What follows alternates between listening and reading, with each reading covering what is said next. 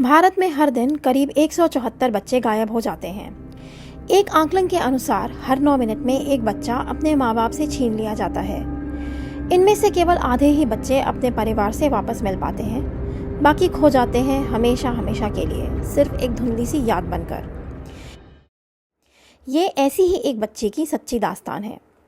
22 जनवरी 2013 की सर्द सुबह 7 साल की पूजा गौड़ अपने बड़े भाई रोहित के साथ पास के ही स्कूल पैदल जा रही थी।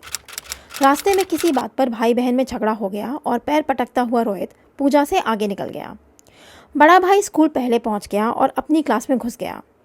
पहली क्लास के बाद रोहित पूजा के क्लासरूम में गया तो हैरान रह गया। पूजा का कहीं अता पता नहीं था। पता चला कि पूजा उस सुबह स्कूल ही नहीं पहुंची थी।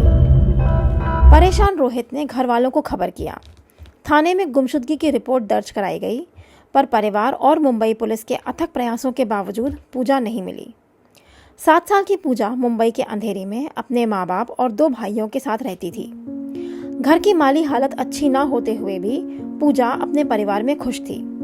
भाइयों के साथ वह स्कूल जाती थी। मोहल्ले में उसकी सहेलियां थीं। उस बच्ची की छोटी सी जिंदगी में प्यार और दुलार की कोई कमी ना थी। पूजा की गुमशुदगी उसके माँ बाप पर कहर बनकर टूटी। उसकी माँ पूनम गौड़ एक जिंदा लाश बनकर रह गई थी। पूजा के गायब होने के बाद उसकी दादी भी चल बसी और कुछ ही दिनों बाद उसके पिता को कैंसर हो गया। उधर पूजा का भाई रोहित उस सुबह अपनी छोटी बहन से आगे निकल जाने के लिए खुद को कभी माफ नहीं कर पाया। घर के छोटे सदस्य के गायब हो जाने के बाद उनका घर घर जैसा नहीं रहा। दिन हफ्तों में बदल गए, हफ्ते महीनों में, पर पूजा का कोई पता न लगा। इस समय डीएन नगर पुलिस स्टेशन के मिसिंग पर्सन यूनिट के हेड थे सब इंस्पेक्टर राजेंद्र भोसले। पूजा की केस फाइल भी उनकी डेस्क तक पहुंची। पूजा को नाम दिया गया गर्ल नंबर 166। 2010 से 2015 के बीच एसआई राजेंद्र भोसले ने एक लापता बच्चे को ढूंढ निकाला था, सिवाय एक के, गर्ल नंबर 166 यानी पूजा गौड़। अपने पास आए एक मिसिंग बच्चे के केस को सुलझा लेने का निश्चय किए राजेंद्र भोसले कई सालों तक पूजा को ढूंढते रहे। उसकी खोज में मुंबई पुलिस ने हजारों लीड्स और सैकड़ों किलोमीटर नाप लिए, पर पूजा ना मिली। वे स्वयं पूजा को भूल ना जाएं, इसलिए एसआई भोसले हमेशा उसका एक फोटो अपनी पर्स में रखते थे। फिर भी अपने अथक प्रयासों के बावजूद वे पूजा को ढूंढ पाते, इससे पहले ही भोसले रिटायर हो गए। पूजा के परिवार की आशा का आखिरी दीपक भी बुझ गया। समय का पहिया चलता रहा। पूजा को लापता हुए 9 साल बीत गए। पूजा के पिता का कैंसर विकराल रूप ले चुका था, यहाँ तक कि उनकी जीभ तक काट देनी पड़ी थी। पर अपनी मृत्यु शैया पर पड़े हुए भी मन के एक कोने से यही आवाज आती थी कि पूजा एक दिन वापस अपने घर जरूर आएगी। पूजा की माँ पूनम को पूजा का फोटो दिखाकर वे उन्हें अक्सर दिलासा देते रहते थे, पर क्रूर नियति को कुछ और ही मंजूर था। अंत में अपने जिगर के टुकड़े को आखिरी बार कलेजे से लगा लेने की इच्छा लिए ही वे परलोक सिधा गए। उनके अंतिम संस्कार में बड़ी भीड़ जुटी। पूरा इलाका उनके दर्द से परिचित था। ऐसी कोई आंख न थी जो नम न थी। बच्चे, बूढ़े, जवान सब उनकी अर्थी लेकर निकले। घर से करीब आधा किलोमीटर दूर जब यह जनाजा पहुंचा, तब एनी नाम की एक लड़की के कानों में भी इस भीड़ की आवाज पहुंची। कौतूहलवश वह घर के बाहर निकली, पर घर के बाहर कदम रखते ही उसके माँ बाप यानी सोनी और हैरी डिसूजा ने उसे डांटकर घर के अंदर कर दिया। डरी हुई एनी नहीं समझ पाई कि अब उससे कौन सी गलती हो गई थी। उसका जीवन डर के माहौल में बीत रहा था। ना जाने क्यों उसके माँ बाप उससे इतना नाराज रहते थे। छोटी छोटी गलती पर भी उसको जानवर की तरह पीटा जाता था। माँ के हाथ में घर का हर सामान हथियार था। बेल्ट, डंडे, बेलन, ऐसी कोई चीज ना बची थी जिससे एनी को पीटा ना गया हो। कभी कभी एनी को एक धुंधली सी याद अपने पुराने जीवन की आती थी। कुछ चेहरे, कुछ नाम अधूरे सपने की तरह आंखों के सामने नाचते थे। क्या कभी उसके जीवन में भी प्यार करने वाले लोग थे? एनी की एक छोटी बहन भी थी। माँ पिताजी उससे तो नाराज नहीं रहते थे। वह तो स्कूल भी जाती थी। उसको तो ऐसे मारा भी नहीं जाता था। उसको तो घर में काम भी नहीं करना होता था। अपनी छोटी बहन और अपने बीच होने वाले बर्ताव का अंतर उसे सालता रहता था। एनी को उसके माँ बाप ने बहुत पहले ही स्कूल से निकाल लिया था। उससे घर का पूरा काम करवाया जाता था। कुछ समय बाद उसके माँ बाप उसे दूसरे के घरों में भी काम करने के लिए भेजने लगे थे। सुबह आंख खुलने से लेकर रात में आंख बंद होने तक एनी लगातार काम करती थी।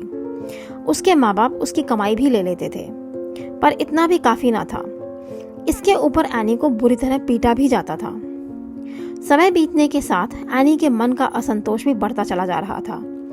हद तो तब हो गई जब एक दिन उसकी माँ ने उसे बेलन से ऐसे मारा कि उसके सर से खून निकलने लगा और उसके कपड़े खून से सन गए। एनी के लिए मन के गुबार को मन में रख पाना अब संभव ना था। इस शाम उसने अपनी माँ बाप की हैवानियत के बारे में प्रमिला नाम की एक महिला को बताया, जो कि उसी घर में काम करती थी जहां एनी भी काम करती थी। एनी ने प्रमिला से कहा कि उसको शक था कि जिन लोगों को वह अपना माँ बाप बताती थी वे उसके असली माँ बाप नहीं थे। एनी की बातें सुनकर प्रमिला बहुत चक्की रह गई। एनी ने प्रमिला को अपनी याददाश्त के अंधेरे एक कोने से एक नाम निकाल कर दिया, पूजा गौड़। प्रमिला ने घर लौटकर पूजा गौड़ नाम को इंटरनेट पर सर्च किया तो एक मिसिंग पोस्टर उसको मिला। यह पोस्टर किसी पूजा गौड़ को ढूंढने के लिए 9 साल पहले छापा गया था। इस पोस्टर पर सूचना देने के लिए कई फोन नंबर लिखे थे। प्रमिला ने इन फोन नंबर्स को मिलाना शुरू किया। पहला नंबर उपयोग में नहीं था, दूसरा भी नहीं, तीसरा भी नहीं। ऐसा लग रहा था कि पूजा के घर वालों से संपर्क नहीं हो पाएगा। अंत में चौथा नंबर मिलाने पर पहली बार घंटी गई। फोन भी उठा। दूसरी तरफ थे मोहम्मद रफीक शेख, पूजा के पड़ोसी। पूजा की गुमशुदगी के 9 साल बाद उससे संबंधित कोई फोन आएगा, ऐसी तो उन्होंने कल्पना भी नहीं की थी। प्रमिला का फोन आने पर वे बहुत चक्के रह गए। जल्द ही एनी और पूनम गौड़ की मुलाकात हुई। क्या एनी ही पूजा थी? इसका जवाब कैसे मिलता? 9 सालों में तो कोई भी बच्ची काफी बदल जाती है। फिर पूनम को याद आया एनी का वह तिल। जन्म देने वाली माँ से ज्यादा अपने बच्चे के शरीर को कौन जान सकता है। एनी के शरीर पर भी वही तिल था। पूजा लौट आई थी। एनी ही पूजा थी। बेबस उसके पिता की आखिरी इच्छा पूरी हो गई थी। दर्द सिर्फ यह था कि यह दिन देखने के लिए वे खुद इस दुनिया में नहीं थे। उनकी मौत के मात्र 4 महीने बाद ही पूजा अपने घर वापस आ गई थी। जब इस दुनिया के अफसर उनकी बेटी को वापस लेवा लाने में असफल रहे थे, तब शायद आसमान की सरकार के सबसे ऊंचे अफसर से उन्होंने स्वयं याचना की थी। आखिर यह संयोग तो नहीं था कि उनके अंतिम संस्कार को जाती हुई उनकी अर्थी को देखने उनकी बेटी के कदम खुद ही घर से बाहर निकल आए थे, जो उस समय एनी नाम से जानी जाती थी और अपने पिता के घर से मात्र 500 मीटर दूर रह रही थी। पूजा के अपहरणकर्ता 50 साल के हैरी डिसूजा और उनकी पत्नी 37 साल की सोनी डिसूजा के खिलाफ एफआईआर दर्ज हुई और हैरी को गिरफ्तार करके पुलिस कस्टडी में भेज दिया गया। पूछताछ में पता चला कि जब बहुत सालों तक कोशिश करने के बाद भी हैरी और सोनी की खुद की कोई संतान नहीं हुई, तब इन दोनों ने किसी बच्चे को अगवा करने का प्लान बनाया। प्लान यह था कि किसी छोटे बच्चे को वे उठा लेंगे और उसकी अपने बच्चे की तरह परवरिश करेंगे। इसके तहत इन दोनों ने उस सुबह जब 7 साल की पूजा को स्कूल की तरफ अकेले जाते हुए देखा तो हरकत में आ गए। छोटी सी उस बच्ची को आइसक्रीम का लालच देकर वे फुसला ले गए। पूजा को अगवा करने के बाद पहले वे उसे गोवा ले गए, जहां वे कुछ महीने रहे। उसके बाद वे सब कर्नाटक चले गए। यहाँ पर पूजा का नाम बदलकर एनी कर दिया गया और उसको एक स्कूल में भी डाला गया। पूजा के अनुसार यह वह समय था जब हैरी और सोनी का व्यवहार उसके प्रति ठीक था। वह स्कूल जाती थी, उसकी पढ़ाई और खाने पीने पर ध्यान दिया जाता था। पर 3 साल बाद यह सब बदल गया। पूजा को अगवा करने के 3 साल बाद सोनी प्रेग्नेंट हुई और उसकी एक बेटी हुई। पूजा इस समय 10 साल की थी। खुद की बेटी होने के बाद हैरी और सोनी का व्यवहार पूजा के प्रति बदल गया। उसकी पढ़ाई बंद करा दी गई। स्कूल से निकालकर उसे घर में बिठा दिया गया। अब उसे घर का सारा काम करना होता था। यही नहीं, उसको घर में कैदी की तरह रखा जा रहा था। वह बाहर नहीं जा सकती थी। सच तो यह था कि इस समय पूजा एक बंधुआ मजदूर का जीवन बिता रही थी, पर इससे भी इन शैतानों का मन नहीं भरा। जिस लड़की को उसके परिवार से उन्होंने अपनी बेटी बनाने की नीयत से अलग कर दिया था, उसको उन्होंने न सिर्फ अपना बल्कि औरों का भी नौकर बनाकर रखा था। पूजा को और घरों में भी काम करने के लिए भेजा जाने लगा था। उसको मिलने वाली तनख्वाह भी हैरी और सोनी ले लेते थे, जिससे उन्होंने टीवी इत्यादि खरीदा था। पूजा को बुरी तरह पीटा जाता था। लात, जूते, घूंसे, मुक्के, बेलन, बेल्ट। सोचिए, एक छोटी सी बच्ची जिसका पिता उसको एक बार गले लगाने की इच्छा लिए ही खत्म हो गया, उसके साथ ये दरिंदे जानवर से भी बदतर व्यवहार करते रहे। आज पूजा सुरक्षित अपने घर में है। पिता तो नहीं रहे, पर वह अपनी माँ के पास है। मगर इतने सालों तक झेली गई यातनाओं ने उसके दिमाग और शरीर दोनों पर ही असर डाला है। वह रात में अक्सर चीख मारकर उठ जाती है और रोने लगती है। बार बार झापड़ मारे जाने की वजह से उसके कान का पर्दा फट गया था। सोनी अक्सर उसको बेल्ट और बेलन से पीटा करती थी। इन पिटाइयों की वजह से 16 साल की ही उम्र में पूजा की कमर की हड्डियों में खराबी आ गई है। डॉक्टर्स का कहना है कि ये तकलीफ पूजा को आजीवन रहेगी।